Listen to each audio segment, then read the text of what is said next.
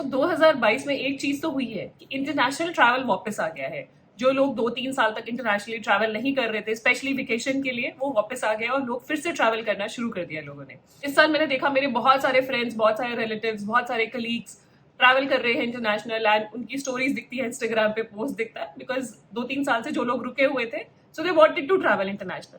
And जैसे जैसे international travel बढ़ रहा है, वैसे वैसे ट्रैवल इंश्योरेंस की नीड भी बढ़ रही है। तो बहुत सारी कंट्रीज ने तो ट्रैवल इंश्योरेंस मैंडेटरी किया हुआ है, जैसे यूएस हो गया, शेनेगन, ऑस्ट्रेलिया, यूएई, बाली, सिंगापुर, ओमान। इन कंट्रीज में ट्रैवल इंश्योरेंस मैंडेटरी है। मैंडेटरी नहीं भी हो तब भी लोग अपना ट्रैवल इंश्योरेंस लेकर जा रहे हैं। क्यों? क्योंकि कोविड के बाद लोगों को समझ में आ गया कि इंश्योरेंस लेना बहुत जरूरी है। तो इसलिए ट्रैवल इंश्योरेंस की नीड भी बढ़ती जा रही है। तो आप देखेंगे मार्केट में बहुत सारे ट्रैवल इंश्योरेंस के प्रोडक्ट्स आएंगे आने वाले टाइम में, और आपकी जरूरत के हिसाब से आएंगे। तो ऐसे एक प्रोडक्ट के बारे में बात करूंगी मैं आज, नीवा बुपा ट्रैवल एश्योर प्लान। इस प्रोडक्ट के बारे में आपसे बात करूंगी, क्या कवर्ड है, क्या बेनिफिट्स है, कितनी कॉस्ट पे ये प्लान आप ले सकते हैं, एंड एवरीथिंग। वीडियो के एंड तक बने रहिएगा। शुरू करने से पहले क्विक रिमाइंडर, अगर अभी तक आपने हमारे चैनल को सब्सक्राइब नहीं करा है, do subscribe so that you get the right information at the right time. And अपने आपको इंट्रोड्यूस भी करना चाहूंगी, मेरा नाम है गुरलीन कौटिकू, मैं हूँ certified financial planner, insurance investments industry के साथ लास्ट 16 ईयर से एसोसिएटेड हूँ। एंड हर वीक आपके लिए वीडियोस लेकर आती हूँ जिससे आपकी पर्सनल फाइनेंशियल लाइफ इजी और हैप्पी बन पाए, क्योंकि हमारी कंपनी की टैगलाइन भी यही है, creating a wealth of happiness. तो अगर पहले हम बात करेंगे प्रोडक्ट की एलिजिबिलिटी क्राइटेरिया के बारे में कि कौन कौन एलिजिबल है ये पॉलिसी लेने के लिए। तो पॉलिसी में मिनिमम एंट्री एज एडल्ट की है 18 ईयर्स, बच्चे की मिनिमम एंट्री एज है 1 डे। पॉलिसी में मैक्सिमम एंट्री एज एडल्ट की है 70 ईयर्स और बच्चे की मैक्सिमम एंट्री एज है 25 ईयर्स। इस पॉलिसी में मैक्सिमम 6 लोग कवर किए जा सकते हैं एक टाइम पे। उसमें मैक्सिमम 4 एडल्ट हो सकते हैं और मैक्सिमम 5 बच्चे हो सकते हैं। जो रिलेशनशिप कवर्ड है पॉलिसी में, जो ये पॉलिसी ले सकते हैं, वो है self, spouse, children, parents and parent in laws. So पहले तो हम बात करेंगे ज्योग्राफिकल लोकेशन की, किस हिसाब से कंट्रीज को बांटा गया है। तो 3 कैटेगरीज में बांटा गया है। पहला तो है APAC. APAC is Asia Pacific, मतलब सारी एशियन कंट्रीज इसमें आएंगी। मिडल ईस्ट और जापान भी इसमें ही आएगा। अगर आप इन कंट्रीज में ट्रैवल कर रहे हैं तो आप एशिया पैसिफिक वाला प्लान लेंगे। सो नेक्स्ट है all countries excluding US Canada. जो एशिया पैसिफिक छोड़ के बाकी कंट्रीज रह गई हैं, जैसे कि यूके, तो एक्सक्लूडिंग यूएस कनाडा होनी चाहिए, तो वो आएंगी आपकी एक्सक्लूडिंग यूएस कनाडा में। फिर आता है third option, all countries including US Canada. अगर आप वर्ल्ड वाइड ट्रैवल करना चाह रहे हैं, तो आप मान लीजिए मल्टीपल कंट्रीज जा रहे हैं, उसमें से यूएस कनाडा भी एक कंट्री है, या आप यूएस कनाडा ही जा रहे हैं, तो आप इंक्लूडिंग यूएस कनाडा वाला प्लान लेंगे। पॉलिसी ड्यूरेशन जो है मिनिमम 1 डे, मैक्सिमम 180 डेज की पॉलिसी आप ले सकते हैं। अगर 180 डेज से ज्यादा का आपका स्टे है तो मैक्सिमम 365 डेज तक आप उसको एक्सटेंड कर सकते हैं। कवरेज स्टार्ट होगा आपके ट्रिप स्टार्ट होने से और कवरेज खत्म हो जाएगा आपके होम कंट्री आने से। मतलब जैसे आप इंडिया में आएंगे आपका कवरेज वहीं खत्म हो जाएगा। और जो मैंने एक्सटेंशन की बात करी कि 180 डेज के बाद आप एक्सटेंड कर सकते हैं। मान लीजिए कोई क्लेम आ जाता है इन बिटवीन 180 डेज, तो एक्सटेंड करने का जो अंडरराइटिंग डिसीजन वो कंपनी के पास रहेगा कि वो एक्सटेंड करेंगे या नहीं। अब बात करेंगे आपके ट्रैवल एश्योर प्लान में क्या क्या कवर्ड है। पहले तो हॉस्पिटलाइजेशन बेनिफिट्स, कि आपके हॉस्पिटलाइजेशन के कौन कौन से बेनिफिट्स कवर्ड है। इमरजेंसी हॉस्पिटलाइजेशन ही कवर होगा और 24 आवर्स से ज्यादा का टाइम होना चाहिए, तभी इन पेशेंट माना जाएगा। जब तक पेशेंट स्टेबल नहीं होता तब तक ये कवर आप क्लेम कर सकते हैं। प्लान्ड ट्रीटमेंट्स जैसे कि फिजियोथेरेपी या ओपीडी ट्रीटमेंट, वो अलाउड नहीं है इस पॉलिसी में।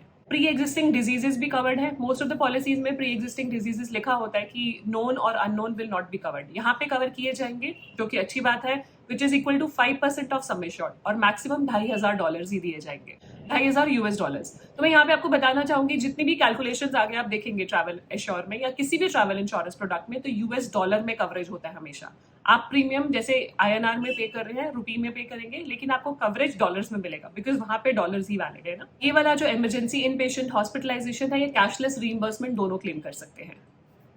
नेक्स्ट है हॉस्पिटल डेली कैश बेनिफिट, मतलब जितने दिन के लिए आप हॉस्पिटल में रहते हैं उतने दिन का एक कैश बेनिफिट आपको दिया जाता है आपकी पॉलिसी के हिसाब से, जो सम एश्योर्ड आप चूज करेंगे। मिनिमम हॉस्पिटलाइजेशन 2 दिन की होनी चाहिए, तभी ये बेनिफिट मिलेगा, और मैक्सिमम ये 15 डेज तक आप क्लेम कर सकते हैं। मान लीजिए आप 10 दिन के लिए एडमिट हुए, तो 10 दिन का डेली कैश बेनिफिट आपको दिया जाएगा, वो मैं आगे बताऊंगी सम एश्योर्ड के हिसाब से। ये सिर्फ रीइंबर्समेंट नहीं मिलेगा।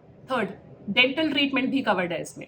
डेंटल ट्रीटमेंट वहां पे कवर होगा जहाँ पे पेन रिलीविंग ट्रीटमेंट आपको दिया जा रहा है, मतलब कुछ ऐसा पेन है जो आप बर्दाश्त ही नहीं कर पा रहे और आपको एनेस्थीसिया के अंडर वो ट्रीटमेंट दिया जा रहा है, which is due to accident या एक्यूट पेन स्टार्ट हो गया टीथ पे, और वो नेचुरल टीथ पे, मतलब ऑलरेडी अगर ट्रीटेड टीथ होगा तो नहीं काउंट होगा। अगर नेचुरल टीथ पे पेन स्टार्ट होता है और वो बियरेबल नहीं है, तो आपका डेंटल ट्रीटमेंट भी कवर्ड है। ये भी कैशलेस और रीइंबर्समेंट दोनों दिया जाएगा। अब बात कर लेते हैं एम्बुलेंस रिलेटेड क्या क्या कवर्ड होगा इसमें।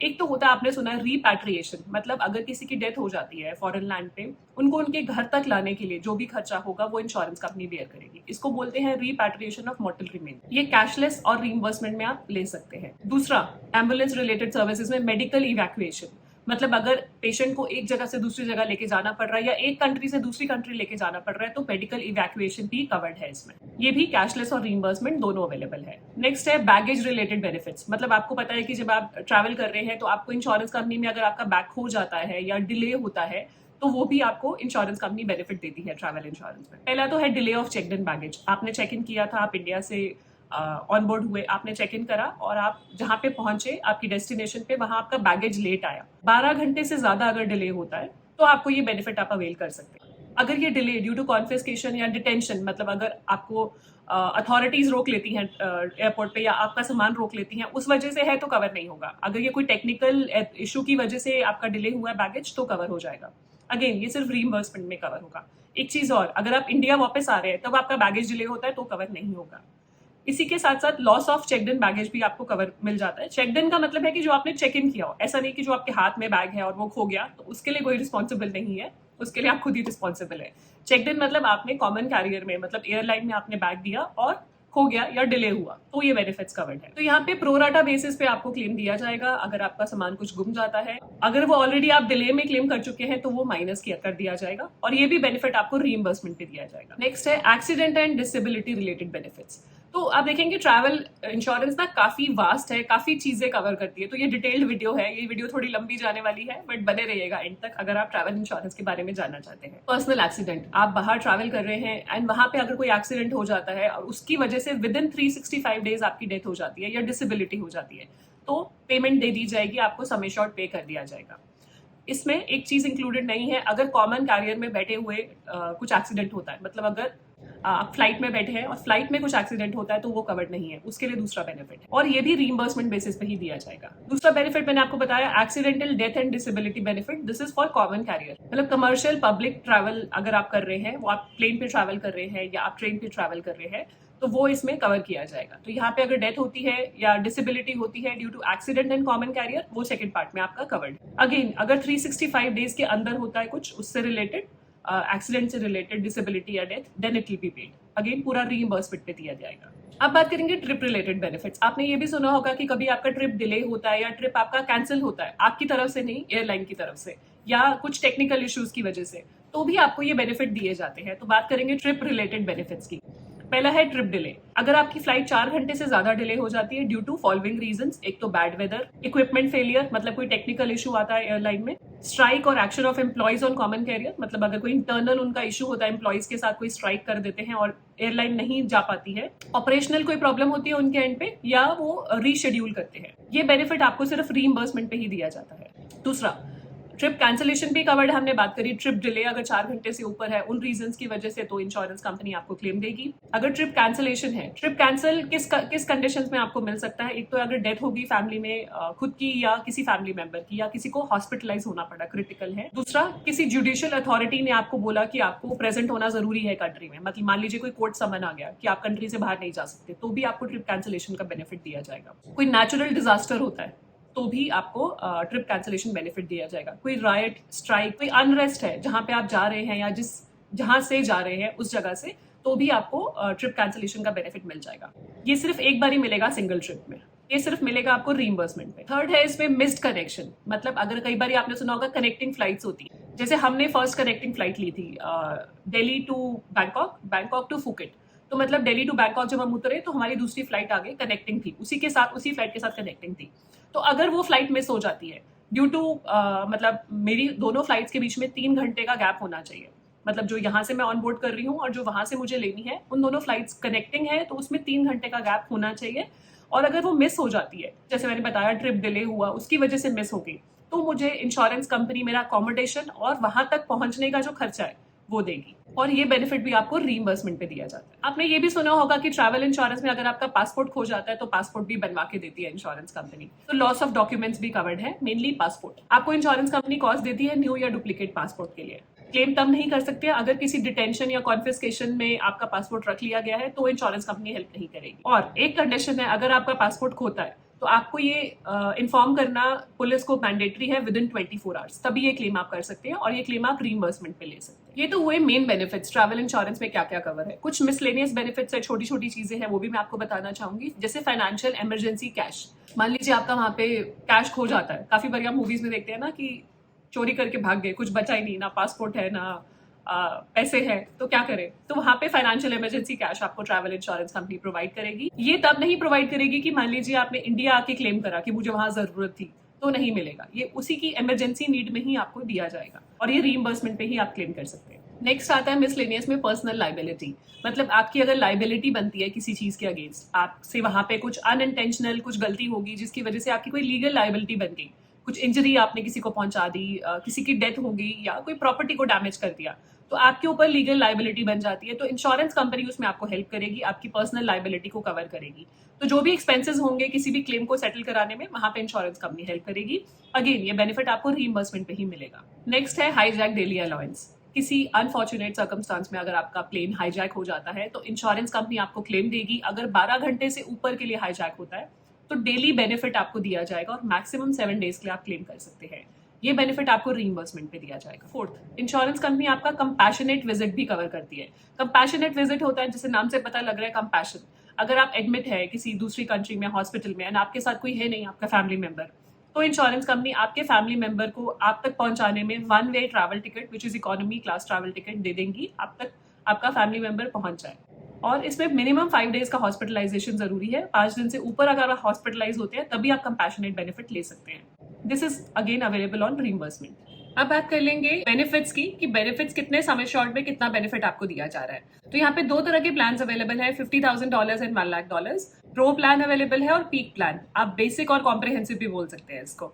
तो हम पहले देखेंगे एपैक में। एपैक था एशिया पैसिफिक प्लान, तो उसमें आपका कैसे कैसे क्या क्या कवर्ड है। पहले तो यहाँ पे समझना जरूरी है कि यहाँ पे एक डिडक्टेबल वर्ड यूज किया जाएगा। डिडक्टेबल का मतलब है कि उतने अमाउंट तक आपको नहीं दिया जाएगा, उसके ऊपर आप क्लेम कर सकते हैं।